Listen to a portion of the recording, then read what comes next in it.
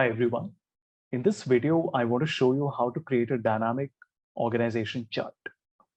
Now, of course, there are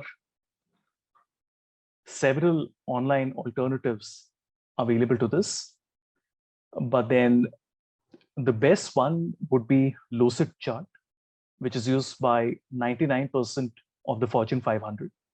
And it is the world's most popular diagramming tool.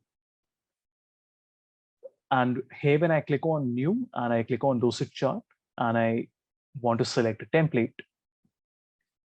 you can see here that there are loads of organization charts available, and these are dynamic as well. I will not get into the detail of how it works, but then you can always go and learn that. The help menu on the website is fantastic. Do keep in mind that quite a few of them are paid. Lucid Chart by itself is not very costly, but then do keep that in mind. But I'm sure you have a few options available here as well. And if you want to do this on Excel, then you need an add-in for Visio. Visio, remember, is not a native part of Microsoft Office. You have to purchase a subscription for it separately. But I believe very recently, some options in Visio have been made available to all users of Office 365. But you will have to check that with your particular version and with your IT team. So here I go to Insert and we select Get Add-ins. And from the store, we will search for Visio and we will add it. And that is it. There you go.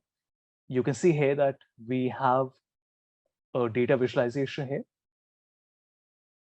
And I can just make an organization chart, maybe the horizontal one. And there you go. We have a dynamic organization chart here. And just to show you that it works perfectly, you can see that ID 8 is reporting to ID 6. So we have ID reporting to mine, and we just want to change that. So I will just change it to, let's say, ID 3. And let's refresh and see what happens.